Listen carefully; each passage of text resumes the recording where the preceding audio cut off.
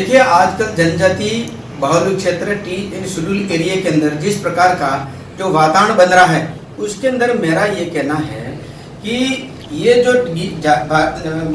Local BTP यानी भारतीय tribal party के नाम से एक यहाँ पर पार्टी आई और उसके अंदर चुनाव लड़ने के बाद में अब जो जनप्रतिनिधि दो यानी कि चुने गए, सागवाड़ा और चौरासी, और वो जीत करके गए। जीतने के बाद में फिर ये पहले तो कांग्रेस और बीजेपी को ये गालियां देते रहे थे, वो हम समर्थन देंगे ही नहीं, हम तो हमारी अलग पार्टी, ऐसा कहते रहे। और जीतने के बाद में जब सरकार राजस्थान की यानी कि आपस में पद लोलुपता के कारण ये जो है वो सरकार गिरने जैसी स्थिति आ गई और इसलिए उन्होंने रातों रात समझौता क्या किया पता नहीं, और फिर उन्होंने समझौता कर लिया और उनको समर्थन दे दिया। राज्यसभा में वैसे किया।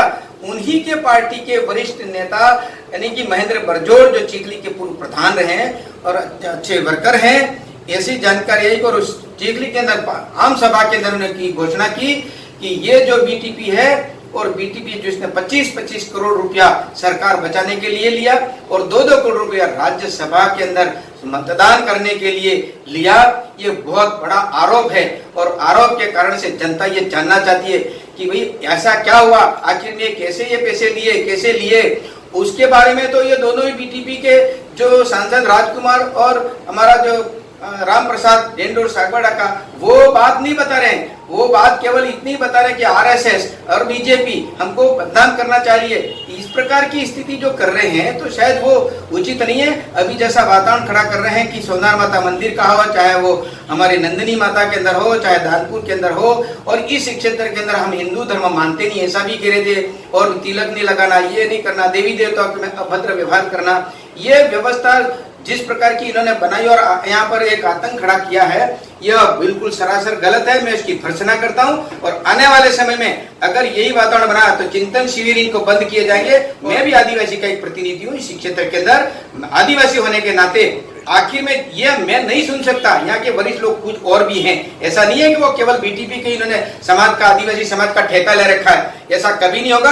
और आरएसएस और बीजेपी के ऊपर किसी प्रकार की कोई प्रताड़ना और भी की तो पहले इन्होंने वनवासी कल्याण में जो काम किए इनको देख ले, पर रख ले, फिर बात करें। जनजाति बाहुल्य क्षेत्र टी इन शेड्यूल एरिया के अंदर जिस प्रकार का जो वातावरण बन रहा है, उसके अंदर मेरा ये कहना है कि ये जो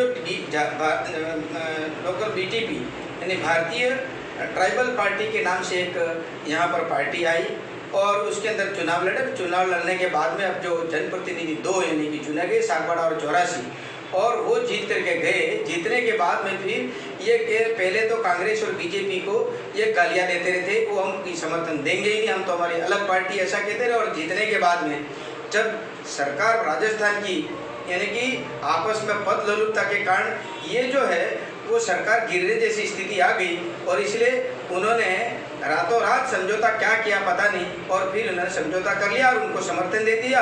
राज्यसभा में वैसे किया। उन्हीं के पार्टी के वरिष्ठ नेता यानी कि महेंद्र बरजोड़, जो चिखली के पूर्व प्रधान रहे और अच्छे वर्कर हैं, ऐसी जानकारी आई। और उस चिखली के अंदर आम सभा के अंदर उन्होंने की घोषणा की कि ये जो बीटीपी है और बीटीपी जिसने 25-25 करोड़ रुपया सरकार बचाने के लिए लिया और 2-2 करोड़ रुपया राज्यसभा के अंदर मतदान करने के लिए लिया, ये बहुत बड़ा आरोप है। और आरोप के कारण से जनता ये जानना चाहती है कि भाई ऐसा क्या हुआ, आखिर में कैसे ये पैसे लिए, कैसे लिए।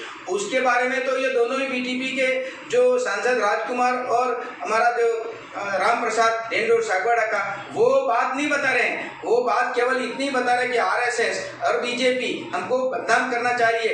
इस प्रकार की स्थिति जो कर रहे हैं तो शायद वो उचित नहीं है। अभी जैसा वातावरण खड़ा कर रहे हैं कि सोनार माता मंदिर का हो, चाहे वो हमारे नंदिनी माता के अंदर हो, चाहे दानपुर के अंदर हो, और इस क्षेत्र के अंदर हम हिंदू धर्म मानते नहीं, ऐसा भी कह रहे थे। और तिलक नहीं लगाना, ये नहीं करना, देवी देवताओं में अभद्र व्यवहार करना, ये व्यवस्था जिस प्रकार की इन्होंने बनाई और यहाँ पर एक आतंक खड़ा किया है, यह बिल्कुल सरासर गलत है। मैं इसकी भर्त्सना करता हूँ और आने वाले समय में अगर यही वातावरण बना तो चिंतन शिविर इनको बंद किए जाएंगे। और भंवर लाल जो अध्यापक है उसने सबसे ज्यादा शिव भगवान के ऊपर, और वहाँ हमारी बहनें पूजा करने जाती हैं और उनके बारे में वो खुले बाल रख कर तिलक लगाती है और इस तरह, तो मेरा भी भंवर का भी मन हो जाता है। इस प्रकार की टिप्पणी हमारी आदिवासी बहनों के साथ में किया तो क्या युवा साथी क्या इसको स्वीकार करें? करेंगे। मैं भी आदिवासी का एक प्रतिनिधि हूँ इस क्षेत्र के अंदर। आदिवासी होने के नाते आखिर में यह मैं नहीं सुन सकता, यहाँ के वरिष्ठ लोग कुछ और भी हैं। ऐसा नहीं है कि वो केवल बीटीपी के इन्होंने